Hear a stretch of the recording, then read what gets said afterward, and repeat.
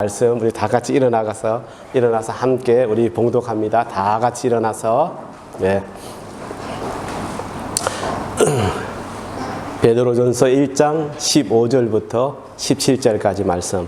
자, 우리 다 같이 봉독합니다. 시작. 오직 너희를 부르신 거룩한 이처럼 너희도 모든 행실에 거룩한 자가 되라.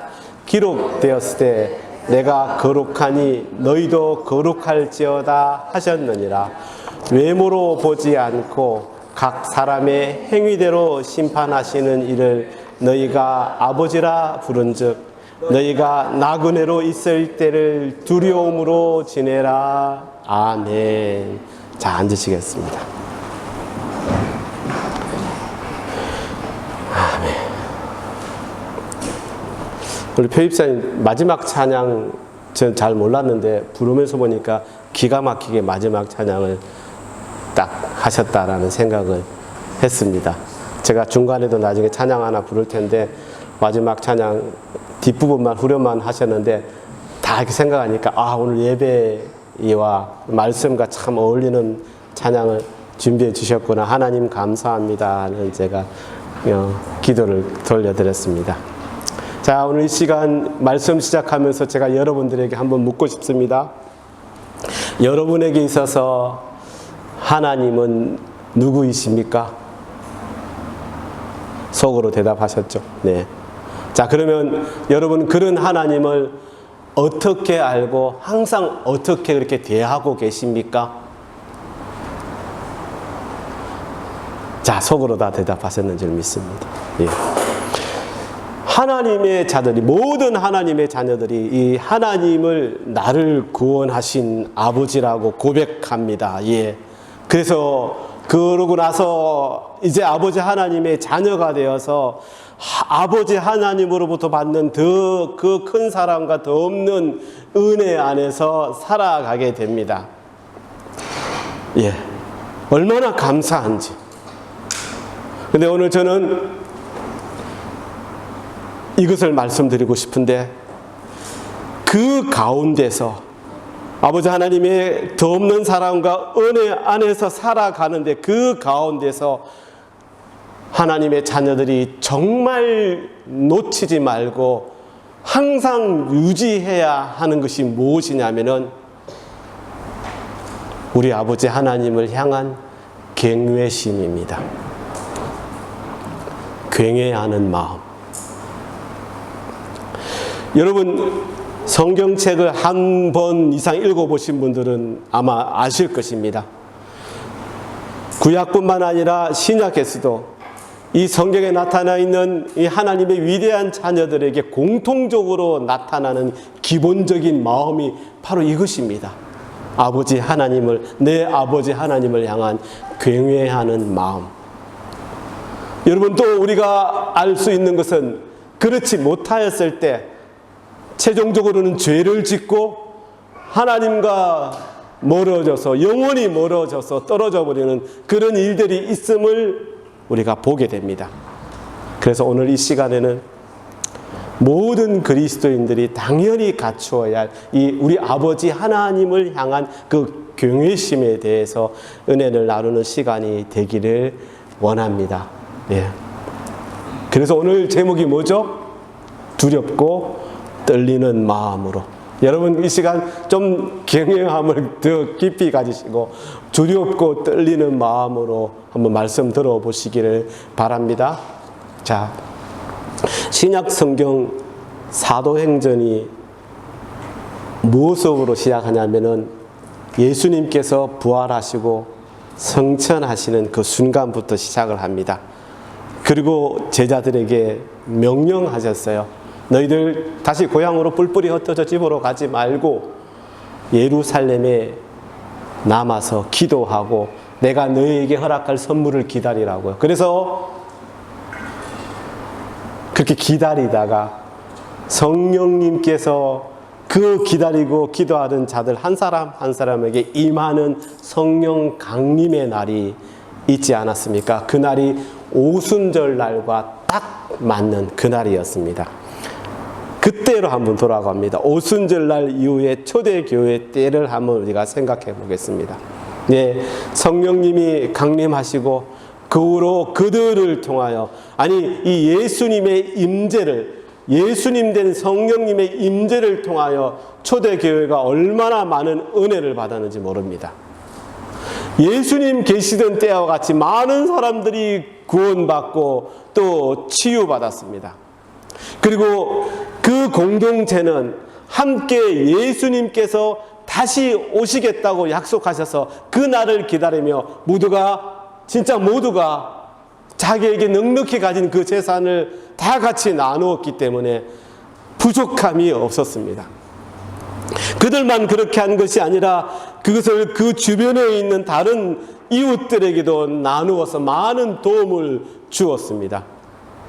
그러니 그때에는 혹 나에게 조금이라도 더 가진 것이 있다면 그 소유물을 팔아서 사도들 발 앞에 내려놓고 그 사도들로 통하여 그 부족한, 그렇지 못한 자들에게 나누어서 그 부족함을 채워주는 공동체였습니다. 얼마나 은혜가 넘쳤을까. 이때의 한 사건을 말하는 사도행전의 말씀을 제가 한번 봅니다. 다 같이 사도행전 4장 36절에서 37절 말씀입니다. 구브로에서 난 레위족 사람이 있으니 이름은 요셉이라. 사도들이 일컬어 바나바라, 번역하면 위로의 아들이라 하니 그가 밭이 있음에 팔아 그 값을 가지고 사도들의 발 앞에 두니라. 아멘. 여러분, 이 구브로가 어디에 있냐면요, 지금 이스라엘 땅, 이스라엘이 이스라엘의 서쪽 해변이죠. 동쪽에 서쪽 이 해변으로 지중해와 맞닿아 있지 않습니까? 그 해안 건너편쯤에 있는 섬이 바로 구브로 섬입니다. 사도행전에 보면은 사도 바울이 1차 전도 여행을 바나바와 떠날 때 먼저 갔던 그 섬, 구브로 그 섬입니다. 그 섬은요, 비옥한 땅이었습니다. 천연 자원이 참 많았다고 합니다. 은도, 구리도, 철광이 풍부했고요. 살림이 얼마나 울창하였던지 꽃과 과일로 유명한 섬이에요. 그러니까 그 섬은 부유한 섬이었는데 이 천연 자원과 그 다음에 살림으로 부유한 땅이었다고 합니다. 그러니 포도 농원도 많았고 기름도 아주 많이 생산되는 그런 땅이었습니다. 보석들도 많았다고 말씀합니다. 그런 그곳에 땅을 소유하고 있었으니 아마 이 바나바는 가난한 사람은 아니었을 것입니다. 부자였을 것입니다.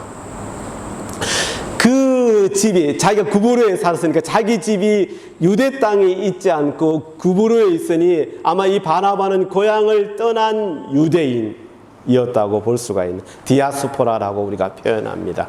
자, 이 바나바에 대해서 설에 의하면은, 여러분 오순절날 이야기를 제가 처음 했는데, 오순절날 성령 강림이 있었던 그 장소를 우리는 지금 마가의 다락방에서 일어났다고 표현하는데, 그 마가의 다락방, 마가의 어머니의 형제가 바로 이 바나바였습니다. 그러니까 마가는 바나바의 조카가 되는 것이죠. 여러분, 그리고 그 마가의 다락방인 그 집은 어디에 있었냐면, 우리 어성경 하시는 분들은 저번에도 계속 우리 권사님께서 지적해 주셨는데, 안나스와 그리고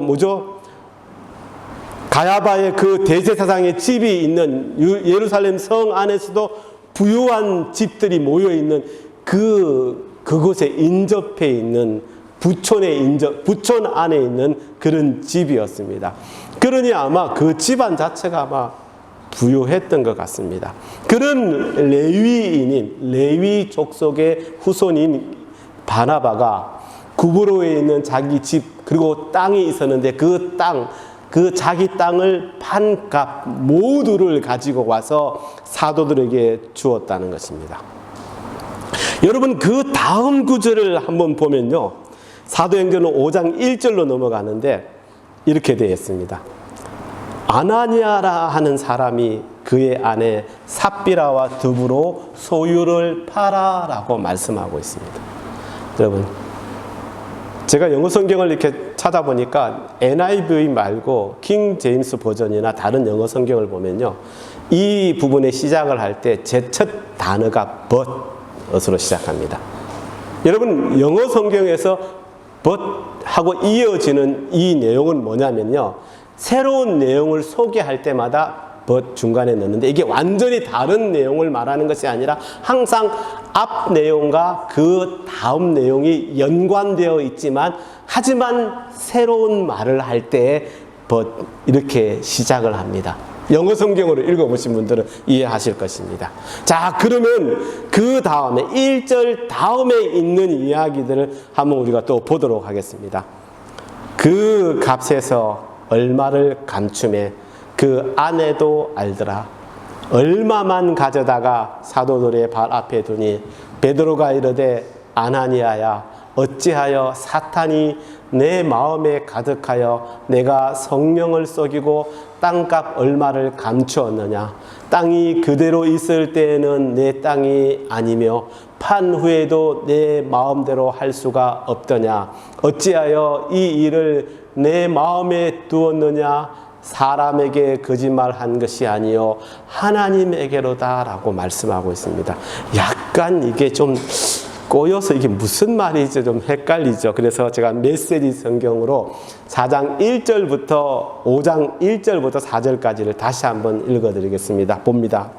그러나 아나니아라는 사람이 자기 아내 삽비라와 공모하여 땅을 판 돈의 일부를 몰래 자기 몫으로 챙겨두고는 나머지를 사도들에게 가져와 헌금했다. 베드로가 말했다. 아나니아야, 내가 어찌하여 사탄에게 넘어가 성령께 거짓말하고 땅값의 일부를 몰래 떼어두었느냐. 그 땅은 팔기 전에도 내 것이었고 판 뒤에도 내 것이어서 그 돈을 네 마음대로 할 수 있었다. 그런데 내가 무슨 생각으로 이런 속임수를 썼느냐.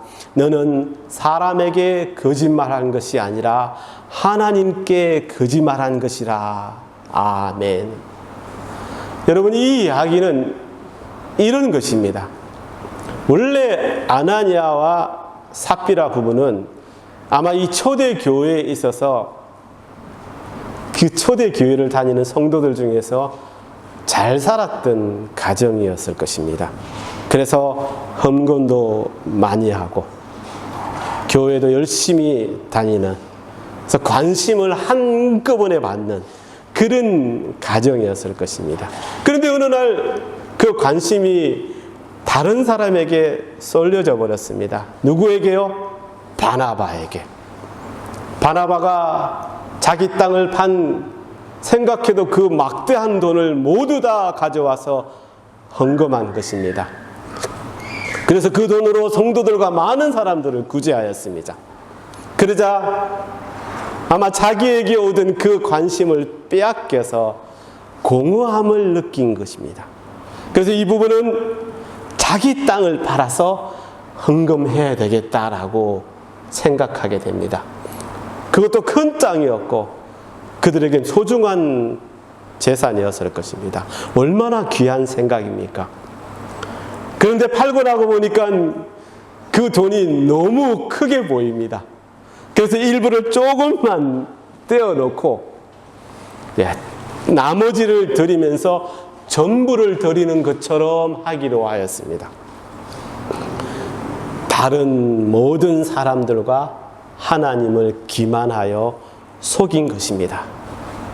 안타깝게도 이 순간은 무엇이냐면요, 아나니아와 삽비라는 진실과 정직함보다 사람들의 관심과 칭찬에 더 치우쳐 있었다는 것입니다.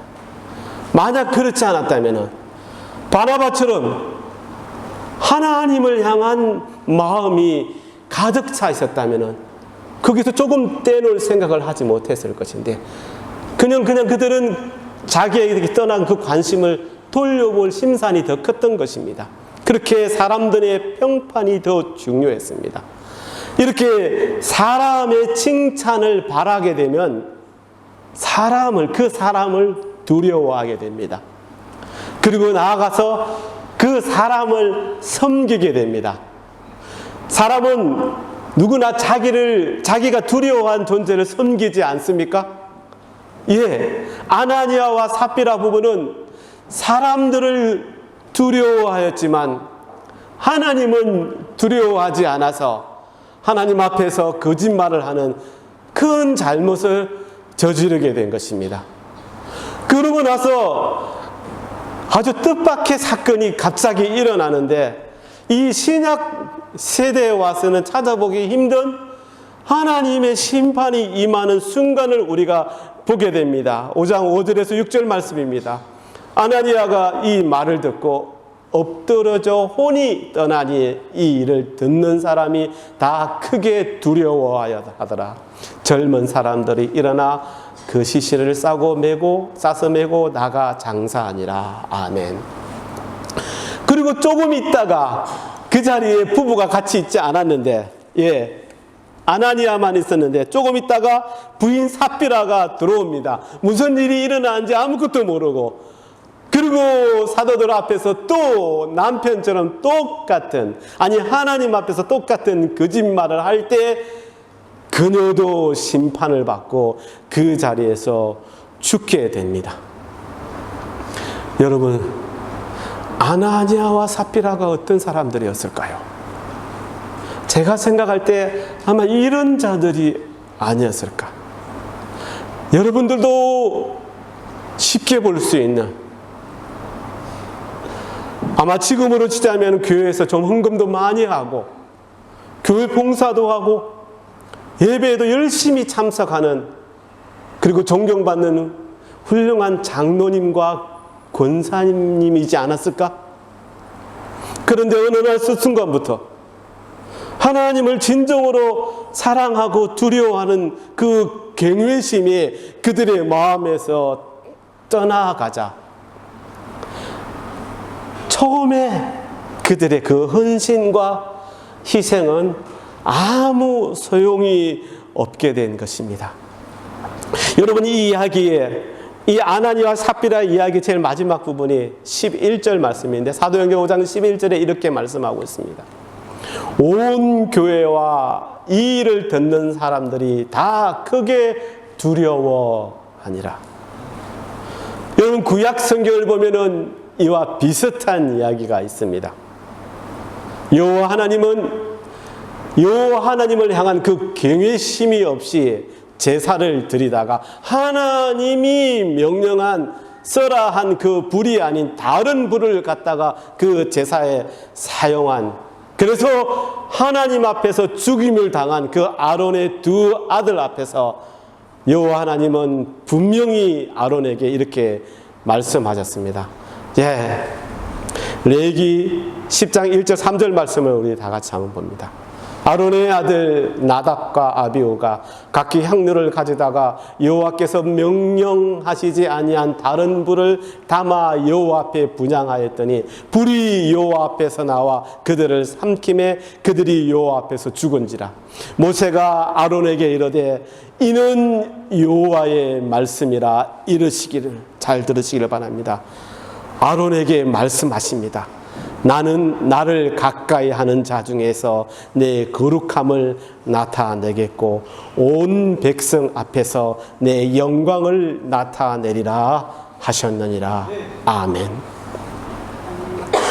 레위기의 그때나 지금 이 초대교회의 때까지 오랜, 정말 많은 시간이 지났지만 하나님은 변하지 않으셨습니다.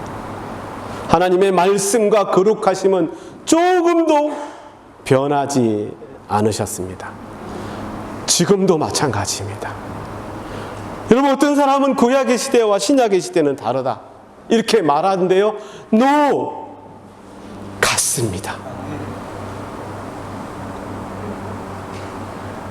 더 감사하죠. 왜? 정말 구약의 때는 물론 하나님께서 기다리고 용서하는 시간을 허락하셨지만 하나님의 심판이 임하는 순간이 더 많았습니다. 그리고 어떻게 철저하게 죄성으로 그렇게 죄에 빠진 사람들이 어떻게 구원받아야 하는지조차 모르고 있는 그때였지만 신약의 시대는 다르죠. 예수 그리스도로 말미암아 구원받을 수 있는 길이 열렸으니까요. 그래서 사랑이 먼저다라고 말하는 분들이 있는데 틀린 것은 아니지만 그 이전에 항상 존재하였던 이 아버지 하나님에 대한 경외심, 거룩함은 구약의 때나 신약의 때나 지금도 마찬가지라는 사실을 알아야 합니다. 아버지 하나님은 언제나 위대한 왕이시며 그리고 합당한 존경과 경의를 받으실 분이라는 사실입니다. 그래서 우리는 절대로 이 거룩한 하나님을 절대로 가벼이 생각해서는 안 된다는 것입니다. 우리는 영원히 경외하며 송축하여야 할 존재인 것입니다.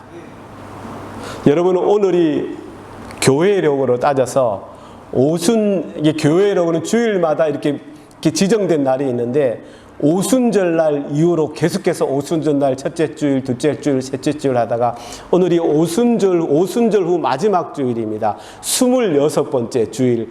이 주일이 무슨 날이냐면은 영원한 왕이신 그리스도 주일이 오늘입니다. 그래서 제가 여러분 예배 드릴 때마다 이렇게 하는 후드 같은 거, 이게 우리나라로 따지면 이게 멍에와 같은 것입니다. 목자가 멍에를 지어야 된다는 표현에서 그 색깔이 달라집니다. 오늘은 하얀색이 돼야 됩니다. 그리고 다음 주부터는 보라색이 됩니다. 다다음 주 우리 성찬식 할 때 아마 제가 보라색 멍에를 메고 있을 것입니다. 왕 대신 그리스도 주일. 잠시 이 왕이신 하나님을 찬양하는 찬양을 우리가 함께 불러보았으면 좋겠습니다. 왕이신 하나님,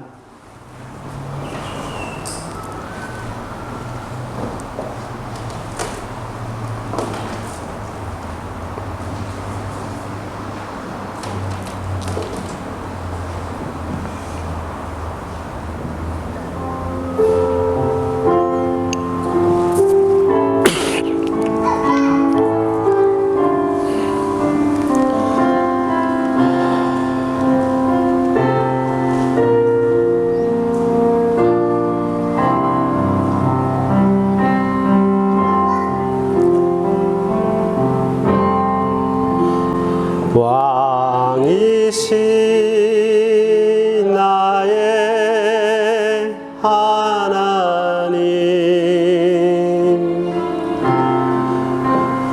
내가 주를 높이고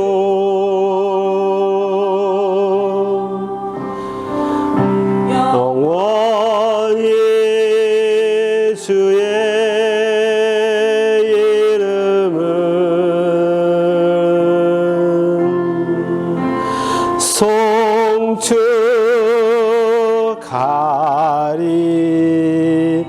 송축하리이다. 이번에는 좀 더 즐겁게 약간 빠르게 한번 불러봅시다. 왕이신 나의 하나님, 내가 주를 높이고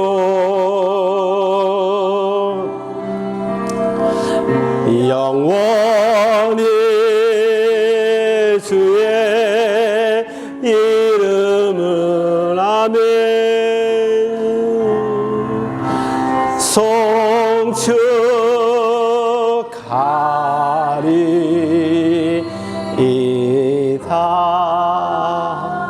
아멘. 하나님 간절히 기도드립니다. 우리 사랑하는 주님 사랑교회 모든 성도님들은 늘 우리 아버지 하나님, 왕이신 아버지 하나님을 향한 경외심으로 나아가서 항상 그 아버지 하나님의 영광을 올려드리고 송축하며 나아가는 자들이 되시기를 간절히 기도드립니다. 아멘. 야고보서 3장 1절을 보면요, 이런 말씀이 있습니다. 내 형제들아, 너희는, 야고보서 3장 1절 말씀을 보면은 이런 말씀이 있습니다. 내 형제들아, 너희는 선생된 우리가 더 큰 심판을 받을 줄 알고 선생이 많이 되지 말라. 제가 이 말씀을 왜 갑자기 생뚱맞게 하냐면요, 저는 이 말씀을 이렇게 생각합니다. 하나님을 경외하지 않는 교만함을 염려하는 말씀으로 여깁니다. 사실입니다, 여러분.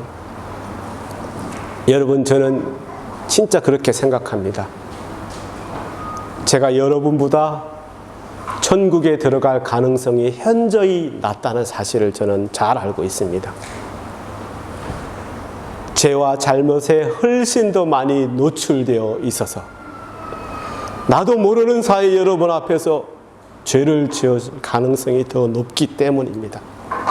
그래서 저는 예전에는 정말 그렇지 않았는데, 우리 세연이가 5, 6살 때 제가 뉴질랜드 어느 교회 부목사로 있을 때 얼마나 어깨에 힘을 주고 다녔는지, 우리 아버지가 목사님이라고. 근데 요즘 들어서 제가 드는 생각이 그렇습니다. 저도 그냥 아무 직분도 없는 그런 평신도로, 평범한 평신도로 묵묵히 교회에 열심히 봉사하고 예배에 열심히 참석하는 성도가 되었으면 참 좋겠다라는 생각합니다. 우리 형님이 부럽습니다. 아니 부럽지 않습니다. 네, 평신도라는 것만 빼고는. 네. 여러분이 부럽습니다. 예. 여러분, 그러니 여러분, 하나님 앞에서 얼마나 감사한지 항상 그 감사함으로 살아가시기를 바랍니다. 예. 제가 조금 전 아나니아가 마지막 말씀에, 아나니아 이야기에서 마지막 말씀에 한 이야기.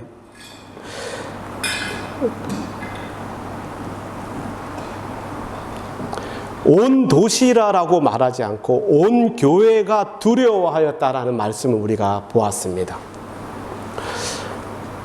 정말로 초대 교회는요, 진짜 온 교회가 하나님의 임재와 하나님이 허락하시는 그 은혜를 누리고 있었으며, 그 성도들은 이 성령의 충만함이 임파테이션 돼서 또 전해지고 또 전해져서 모두가 정말 성경에도 말하듯이 술 취한 사람들처럼 말하고 행동하고 그렇게 했습니다. 그러니 얼마나 감사가 넘쳐났을까, 은혜가 넘쳐났을까요? 그 모습을 보는 주변 사람들이 얼마나 귀하게 여기고 사랑과 존경을 표했을까요?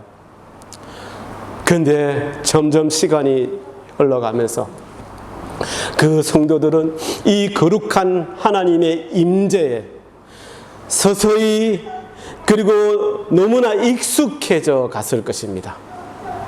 지난주에 제가 말씀드렸던 것처럼 우리는 누구나 다 최종적으로 우리의 마음에 새 성전이 세워져서 그곳에 하나님의 영광이, 하나님의 드러난 하나님의 이 거룩한 질서가 확립되고 아버지 하나님 앞에 가야 되는데, 그는 누구에게나 그때나 지금이나 마찬가지인데, 근데 그것이 성도들에게 계속해서 이어져 나타나야 되는데, 그런데 서서히 점점 무뎌져 갈 때 아나니아와 삽비라 부부의 사건이 일어났던 것입니다.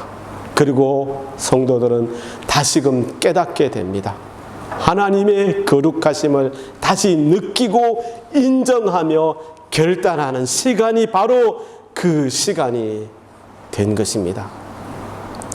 예수님과 함께 지낸 사람으로 이 심판을 목도하였던 사도 베드로가 하나님의 영광으로 진심 어린 훈계를 한 그 말씀이 오늘 우리가 읽은 본문 말씀입니다. 다시 한번 봅니다. 우리 다 같이 한 목소리로 다시 한번 읽어보겠습니다. 시작. 오직 너희를 부르신 거룩한 이처럼 너희도 모든 행실로 거룩한 자가 되라. 기록되었으되 내가 거룩하니 너희도 거룩할지어다 하셨느니라. 외모로 보지 않고 각 사람의 행위대로 심판하시는 이를 너희가 아버지라 부른즉 너희가 나그네로 있을 때 두려움으로 지내라. 아멘. 베드로가 왜 이 부분에서 사랑으로 지내라라고 말씀하지 않고 두려움으로 지내라고 말씀하였을까?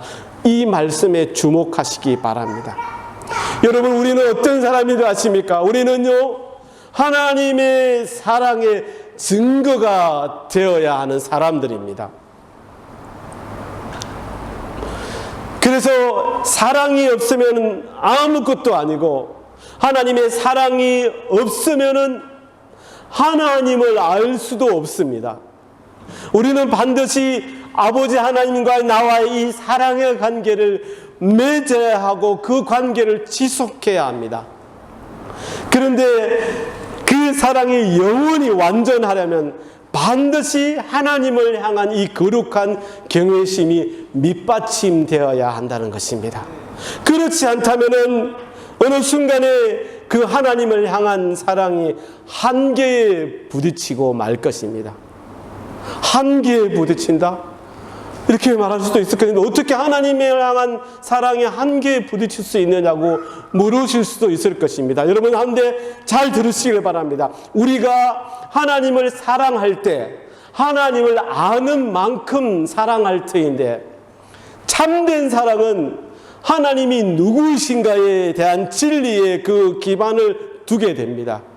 그러므로 우리는 하나님의 정말 그 은밀한 곳까지 들어가야 합니다. 대충 보고 아멘 하고 알았습니다 하고 끝나서는 안 된다는 것입니다. 그 은밀한 곳에서 우리는 하나님의 거룩하심과 위대하심을 발견할 때인데, 오직 하나님을 경외하는 자만이 이 은밀한 은신처를 발견하게 된다는 것입니다. 이해가 가십니까? 모세가 그런 자들을 찬양합니다. 시편 91편 1절에서 2절까지 말씀. 지존자의 은밀한 곳에서 거주하며 전능자의 그늘 아래에서 사는 자여, 나는 여호와를 향하여 말하기를 그는 나의 피난처요 나의 요새요 내가 의뢰하는 하나님이라 하리니. 또 다윗 왕은 이렇게 말합니다. 시편 25편 14절 말씀. 여호와의 친밀하심이 그를 경외하는 자들에게 있으며 그의 언약을 그들에게 보이시리로다. 오늘 본문 말씀이 이제 이해가 되십니까? 세상에 있을 때는 예수님과 함께 지내지 않았지만 다메섹 도상에서 예수님을 만난 사도 바울은 이것을 떨림이라는 단어로 그의 권면을 더욱 강화한 말씀이 여러 군데에서 드러납니다. 그 중에 한 부분, 빌립보서 2장 12절 말씀. 그러므로 너의 사랑하는 자들아, 너희가 나 있을 때뿐 아니라 더욱 지금 나 없을 때에도 항상 복종하여 두렵고 떨림으로 너의 구원을 이루라. 아멘. 바울은 내 성령님이 계시를 받아서 예수님을 완전히 알게 되었습니다. 여러분, 마찬가지로 우리도 성령님을 통하여 주님을 알게 된 것입니다. 그러니 우리에게 있어서 이 성령님이 얼마나 중요한지, 이 성령님을 무시해서는 안 됩니다. 여러분, 예수님도 분명히 말씀하셨습니다. 마가복음 3장 28절 29절 말씀에 내가 진실로 너에게 이르노니 사람의 모든 죄와 모든 모독하는 일은 사하심을 얻되 누구든지 성령을 모독하는 자는 영원히 사하심을 얻지 못하고 영원한 죄가 되느니라 하시니라. 예수님이 이렇게 말씀하셨습니다. 이제 우리는 절대로 변하지 않는 아버지 하나님의 두 가지 특성을 명심해야 됩니다. 그 첫 번째는 하나님은 사랑이시다. 두 번째는 하나님은 소멸하시는 불이시다. 하나님은 사랑이시다는 더 말할 것도 없겠지만 여기서 하나님은 소멸하는 불이시다고요? 이게 무슨 말이지? 여러분, 여기서의 불은 뭘 말하냐면 모든 그리스도인들이 거룩한 주님의 심판대 앞에 설 때 그때에 경험하게 되는 불을 말하는 것입니다. 여러분, 제가 누누이 말씀드린 것처럼 우리는 그 심판대에 섰을 때 우리가 그리스도의 몸 안에 있을 때 우리가 한 일에 대해서 어떤 것이든 하나도 남김없이 내 입으로 주님 앞에서 낱낱이 고하게 된다라고 말씀드리지 않았습니까? 이 사실을 너무나 잘 알고 있는 바울은 그래서 늘 성도들에게 이렇게 말씀을 시작합니다. 고린도후서 5장 11절 말씀처럼 우리는 주의 두려우심을 알므로 사람들을 권면하거냐. 주의 두려우심을 알아야 돼. 주의 두려우심으로 내가 너희에게 말한다. 이렇게 말하였다는 것입니다. 저와 여러분 모두가 이 자리에서 지금 예배드리며 그리고 자신 있게 아버지 하나님 앞에 나아갈 수 있는 것은 무엇 때문입니까? 아버지 하나님의 사랑 덕분이지 않습니까? 그런데 성경은 분명히 말씀합니다. 어떻게 나아가야 하냐면은 합당한 자세로 하나님께 나아가야 한다고. 그냥 나아가서는 안 된다고. 그러면 합당한, 여기서 말하는 합당한 자세는 뭘 말하느냐?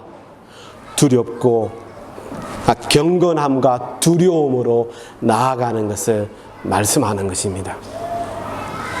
여러분, 히브리서 12장 28절에서 29절 말씀 여러분 잘 아는 말씀인데 히브리서 12장 28절 29절 말씀을 제가 메시지 성경으로 한번 읽어드립니다.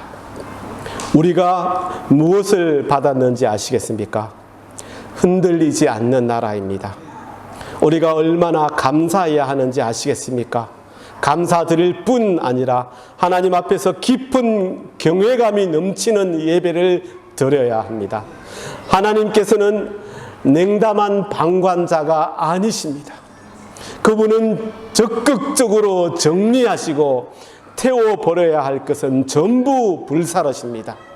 모든 것이 깨끗해질 때까지 그분은 결코 멈추시지 않으실 것입니다. 하나님, 그분은 불이십니다.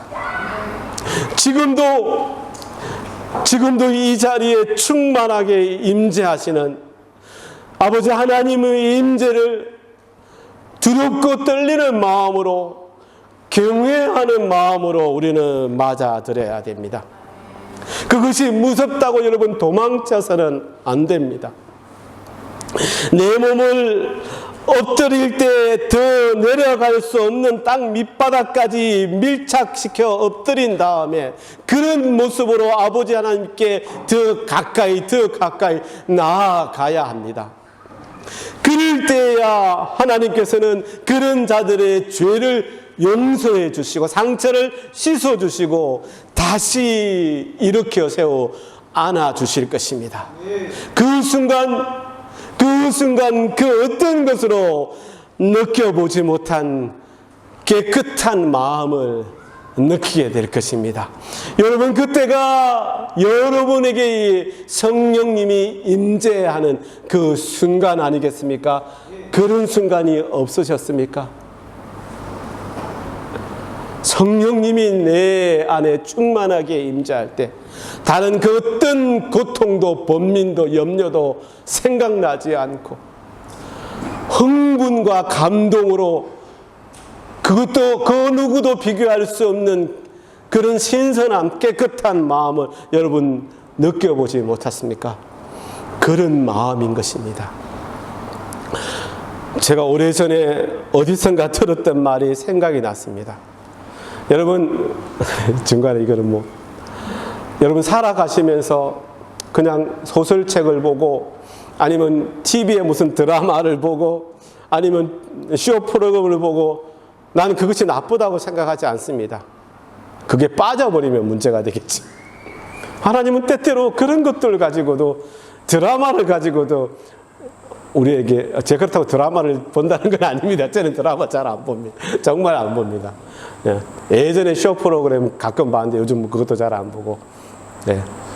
그런 거에 대해서 너무 집착하지 마시기 바랍니다. 왜 제가 이야기를 했죠? 예. 예전에 어디선가 들었던 말이 이 말씀을 이제 마무리하면서 생각이 났습니다. 사람은 어리석어서 겪지 못하면 깨닫지 못한다. 여러분 혹시 들어보신 수도 있는데 어디서 들었는지는 생각이 안 나실 겁니다.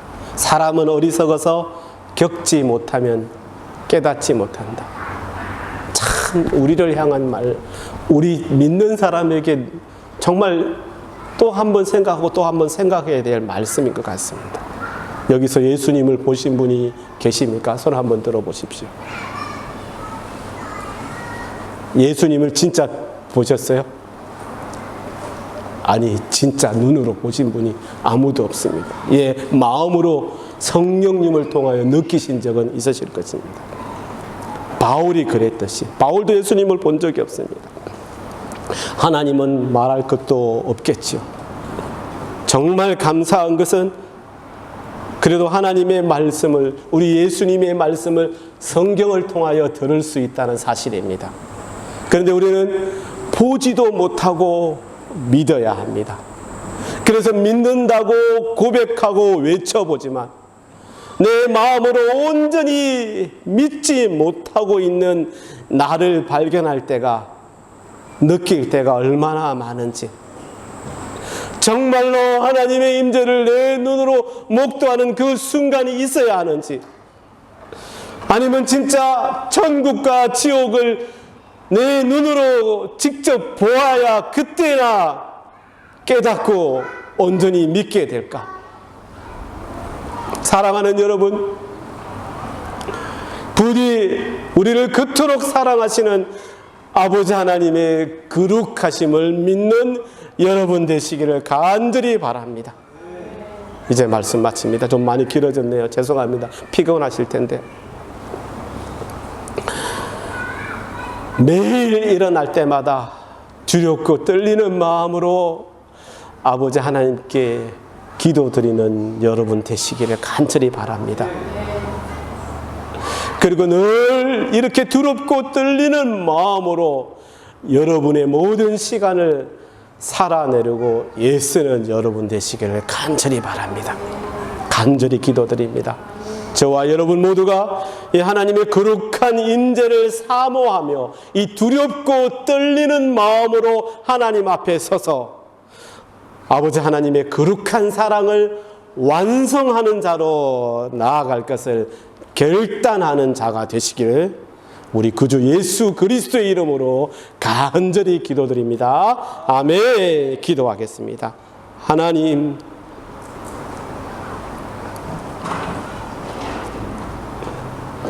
하나님의 사랑이 더 커지기 위해서는 우리가 하나님을 경외하는 마음이 더 크게 밑받침되어야 함을 이 시간 다시 배웁니다. 하나님, 내가 하는 말, 내가 하는 행동, 내가 하는 생각 모든 것에 늘 두렵고 떨리는 마음으로 하나님을 생각하며 같이 생각하며 나아가는 저희들이 되게 하여 주시옵소서. 아버지 하나님의 거룩함을 잃지 않고 살아서 나중에 주님 만났을 때 칭찬받는 저희들이 되게 하여 주시옵소서. 꼭 그렇게 되겠습니다. 하나님 감사합니다. 우리 주님 사랑합니다. 예수님의 이름으로 기도드립니다. 아멘. 아멘.